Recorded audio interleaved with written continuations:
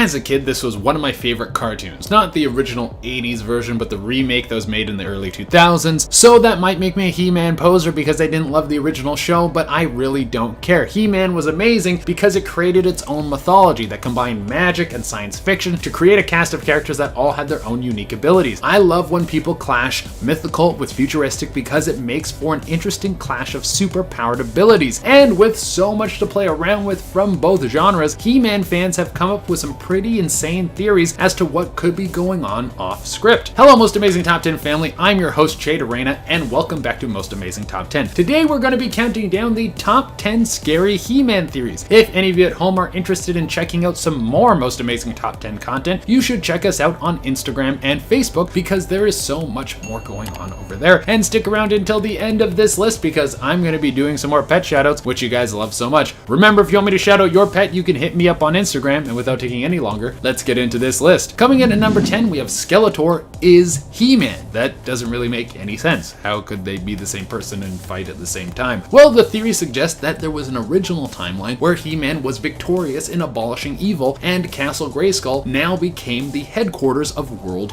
Order. But in his victory, He-Man's love for combat didn't stop, so he started down a dark path, consuming and fighting anyone he wished to challenge. He gets obsessed with dark magic and then turns himself into a horrible skeleton monster known as Skeletor and wipes out all life on the planet. Being the only thing left alive, he has time to contemplate his actions, and he comes to terms with the fact that he became a force for evil. Feeling disgusted in himself, he decides that he would go back in time and rewrite history. He uses a time travel spell to send himself back in time to stop himself, but this spell left him with a lot of his powers drained. He needs to get together a band of misfits to try and stop He-Man, but knowing his own people wouldn't turn on him, he had to reinvent himself as a villain to gain the trust of He-Man's enemies, which was actually a pretty easy task because his head is literally a skull. Coming in at number 9, we have He-Man is wannabe Star Wars. At first glance, you might think that they have nothing to do with each other, but when you take a closer look into the whole sci-fi meets magic motif, it's very similar to Star Wars. And when George Lucas was trying to find a company to make toys for Star Wars, he pitched the idea to Mattel, who are the creators of He-Man, but they turned down the deal. This was a huge mistake. Because of this slip up, it's thought that the figureheads at Mattel wanted to make up some ground by coming up with their own toy line that could compete with Star Wars. There's even some pictures of old He-Man toys that look extremely close to Stormtroopers, and that could explain why Luke Skywalker and He-Man both have the same haircut. Do you think Mattel were like, it's in the haircut?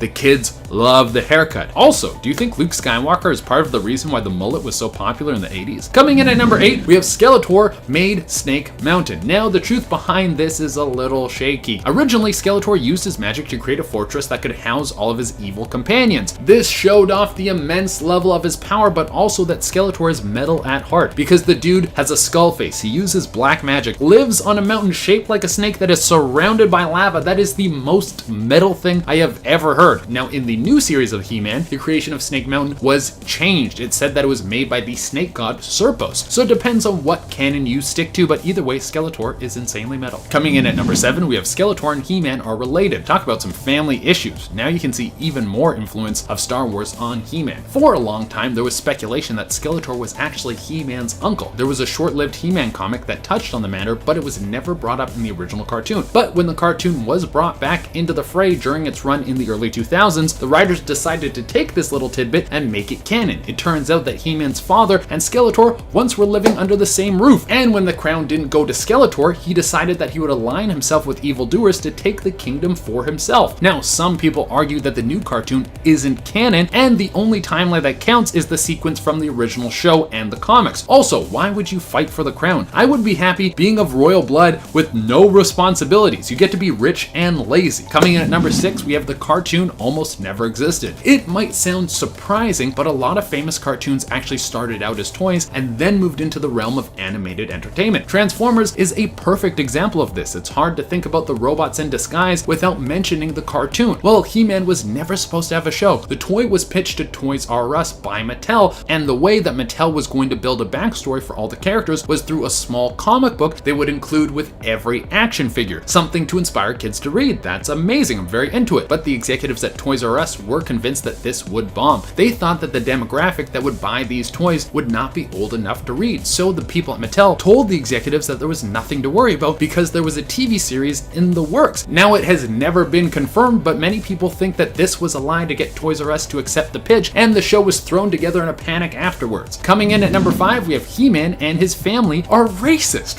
Whoa, things are getting real in Eternia now. So, as we have established, King Randor and Skeletor are brothers. Skeletor wanted the throne, but he was denied. Now, there has been some evidence in the show that the reason Randor was chosen for the throne over Skeletor was because Skeletor has blue skin. There are some dark secrets in the He-Man family tree. This racism is part of the reason why Skeletor has so much hatred for King Randor and He-Man, and if this is true, I kind of understand. I would be on his side. I would be super pissed. Coming in at number 4, we have He-Man is not the most powerful. Throughout the show, it seems like nothing can stop He-Man. It doesn't matter how powerful of a force tries to take him down, they will never be able to win. But the cause of this constant failure could be that the villains are going after the wrong target. He-Man isn't born a hero. He gets his powers from his sword and Castle Grayskull. And who controls his power and makes sure that He-Man is able to always protect the people? Well, it's his trusted companion Teela. If it wasn't for Teela, He-Man wouldn't be able to become the undefeatable champion that defends Eternia. So Teela is arguably more important and more powerful, as she could give this power to someone else if she desired. Coming in at number 3, we have He-Man caused body dysmorphia. When people think about how someone can be insecure about their own physical appearance, there isn't usually too much talk about how this affects men. The focus is usually on women, mostly because men aren't as vocal about these types of subjects, but a large percentage of men are unhappy with their physical appearance and would like to be more muscular or physically fit. And some mental health professionals attribute this lack of physical satisfaction in oneself to shows like He-Man and G.I. Joe. Most of the characters in these shows display a man who's extremely bulky and has a bodybuilder physique. They tend to have extremely low body fat percentage, and on top of all this, they still have time to save the world. This sends a message to young minds that in order to be like the heroes that you've grown to love, you have to be a muscle-bound hunk. So little dudes grow up feeling inadequate. That's a bummer, man. But this kind of thing goes on in television all the time, and really the answer to all of this isn't changing what kinds of shows kids are watching, but teaching kids that the feeling of self-worth won't come from big muscles, but will come from finding inner peace and letting go of egotistical goals. But that sounds hard. Maybe I'll just take some drugs that make me buff and go to the gym nonstop. Yeah, that's easier. Coming in at number 2, we have Skeletor is a Satanist. Now, even though there isn't any hard evidence to back this up, like he doesn't carry around the devil's Bible, there are a few things that might hint to his satanic values. And when I say Satanist, I don't mean real life Satanists. Those guys are actually pretty cool. I mean the satanic evil devil worshippers that you see on the news. Starting off, Skeletor is evil. He doesn't even hide this thing at all. He has stated on many occasions that he loves being evil. He also uses a staff that has the skull of a ram on it, and his face is also a skull, which is kind of a dead